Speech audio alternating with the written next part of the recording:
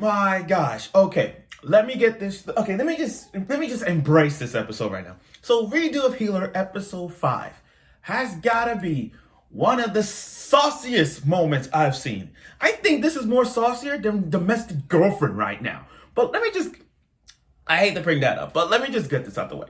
So let's recap on the down road to this episode. So let me get this straight.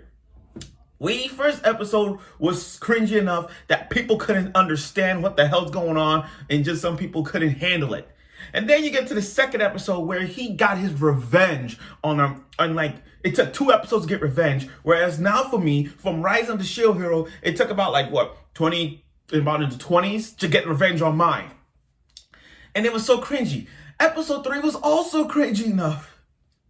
And then you get to Setsuna, and Setsuna's relationship of the main character was just easy fell swoop. But this episode, yo, I saw this show last night uncensored, and I gotta say, I was smiling the entire episode because this main character is just straight up OG harem right now. I mean, I understand that his harem ain't big as Rito from To Love Ru or Issei from High School DxD or Basara from Shimano Testament. And I think, to me, those are the 3 boys that got most of the girls in a harem-wise. I think they got most girls in a harem in the anime, to me. Like, in the manga, the only one that got most of the harem is the manga I'm reading, the 100 girls who really like, that one. Please read that one. And again, this main character is just straight up OG, because not only he sleeps with them on a regular basis, his harem is building up more and more as it goes on. And in this episode, I was smiling because he could do it all. He got laid not once, but twice. One of them was a threesome, and then the other one, he slept with the sword woman that he healed in the first episode. So I'm looking at this guy, I'm like, yo, Basara from Shimano Testament is the only one close enough to make out with all his harem. This guy is taking it to the storm by heart, like literally. So, without further ado, here's my review of episode 5 of Redo the Healer. Let's do it. Now, it starts things off with the sword woman, Kureha. Now, if you guys are not familiar with her, she was the one that was healing the first episode. Remember the girl that lost her arm, and then he heals her, and he's just remember everything that happened. What she had been going through, killing and a slaughter. Okay, now I said the uncensored version. This is gonna be real. This is gonna be some real shit I gotta say. So, how the hell, as the opening finish, you start off with the main guy having a threesome? Are you fucking kidding me?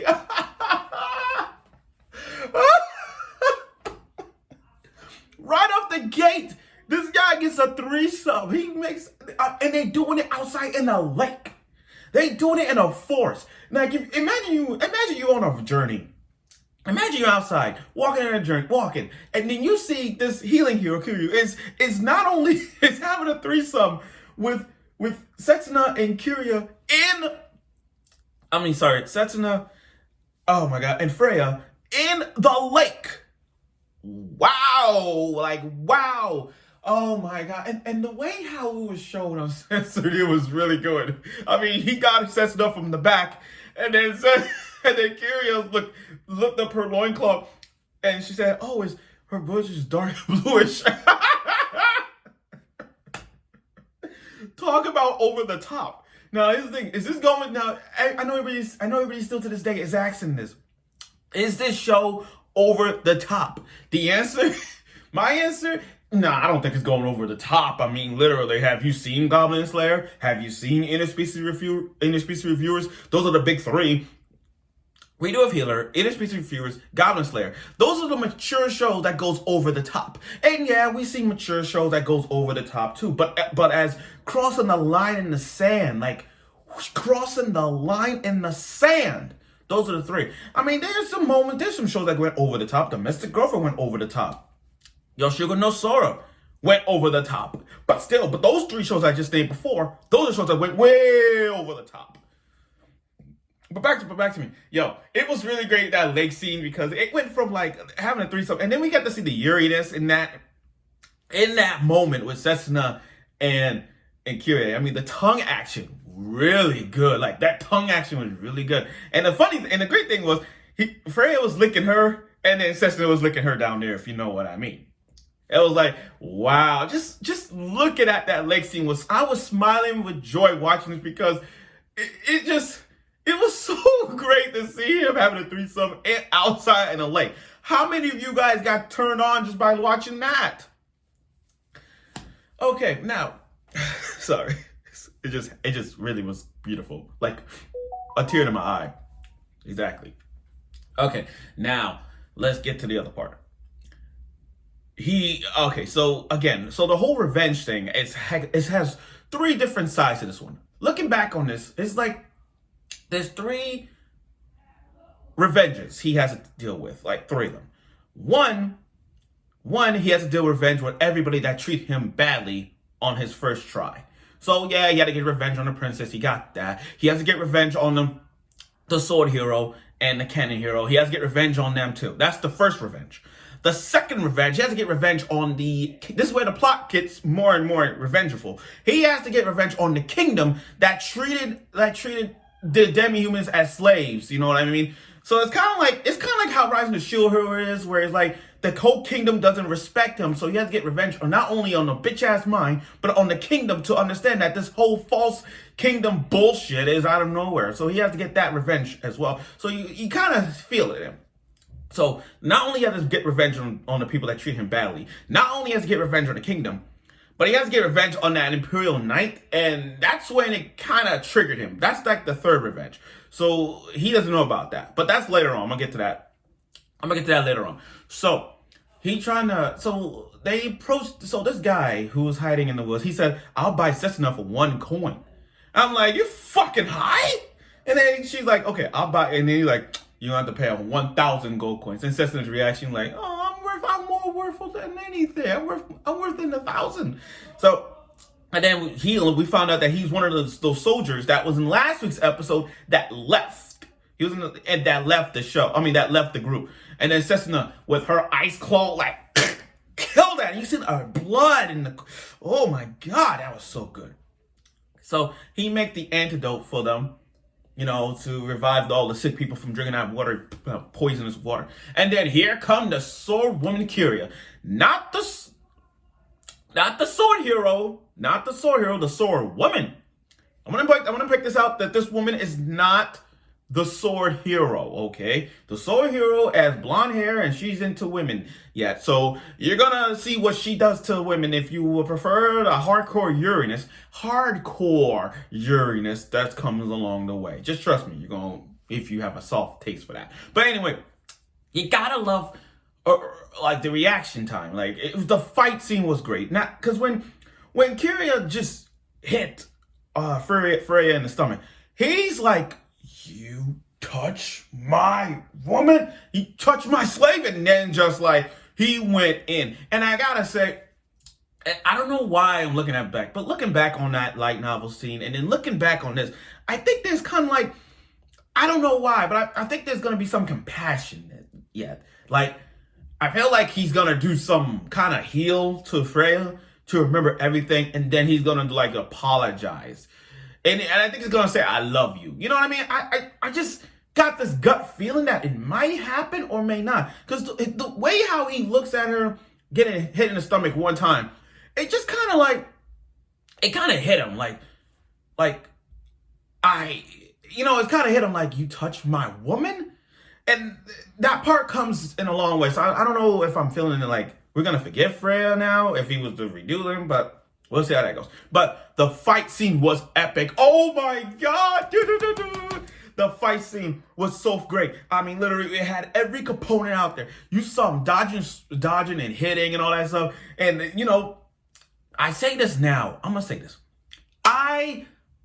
You know how, some people you wish you was him, or some people you weren't him, or if you, you wish you was in his shoes or not in his shoes? Looking back on this episode, this guy is I don't. I'm trying to. I'm not saying I don't want to be like him, but the way how he got all the girls right now is, and it just kills me to say this. I don't know. Maybe I should say it. He is living the dream. Like every fantasy dream, like he's just sleeping with them. Okay. Now the fight scene was really great. I mean, it had all those things you want to see, and the way how Kureha was affected by the aphrodisiac's aroma that she couldn't. Her body was just like in heat. So uncensoredly, she stabbed her own leg, and it was so like whoa to see that. And the sacrifice he made, like the arm got cut off. And I'm like, nah, he can heal that. And then once he used it, heal. Grab her in the face. Grab Kureha in the face. And then you see all that cringiness thing, like a minute or two in that cringiness scene where you see all the demi-humans getting raped and bullied, you know. It was like looking at Goblin Slayer. It was like looking at the first episode of Goblin Slayer where you saw all the goblins raping this one girl. So it's like seeing everything just raping this demi-humans out of nowhere and then hang them from a tree. It was like looking at Berserk moment. You know that chapter in Berserk where all the people was hung from the tree? It was hanging from the tree. It was like, that was so like, oh my God. And in that moment, you really want to see Kureha's like memories in that moment. And you saw that it was all the tortureness. Now, Kureha's motive in this episode was just about her getting like understanding the truth about the kingdom, because she's being brainwashed. Let's just face it. She's being brainwashed by the kingdom. Like she's just following the kingdom orders. You know what I mean? She's not seeing what's really going on in the kingdom. She's not really seeing it. She's just following orders. She thinks what she's doing for the kingdom is right. That's the key to all of this. Now, after which, you know, Kureha took it to bed, and then this is where I smile more. You gotta love acting. You gotta love the acting that Freya did and the main character did.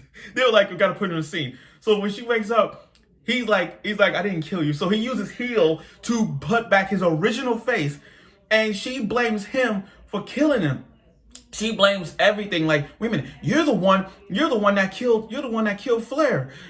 I said Flare, mind you, I said Flare, not Freya. You're the one that killed Flare. You're the one that all this stuff. So like that was the moment. And then here come the princess. Here come Princess Flare coming out of nowhere. I said, quote, Princess Flare coming out of the room and said, Yes, I'm alive. Kiryu saved my life.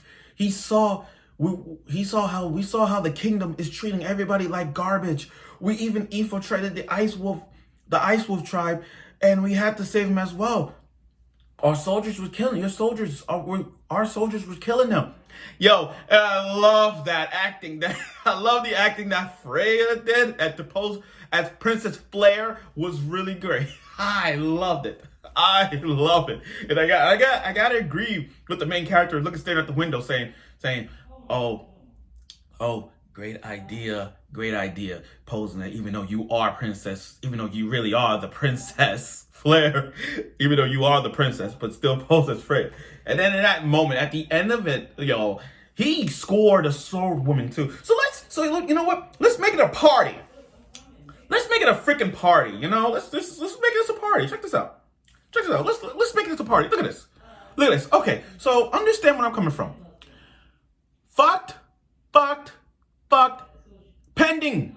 She's pending right now. She's pending. So you scored this one. You scored this one. You scored this one.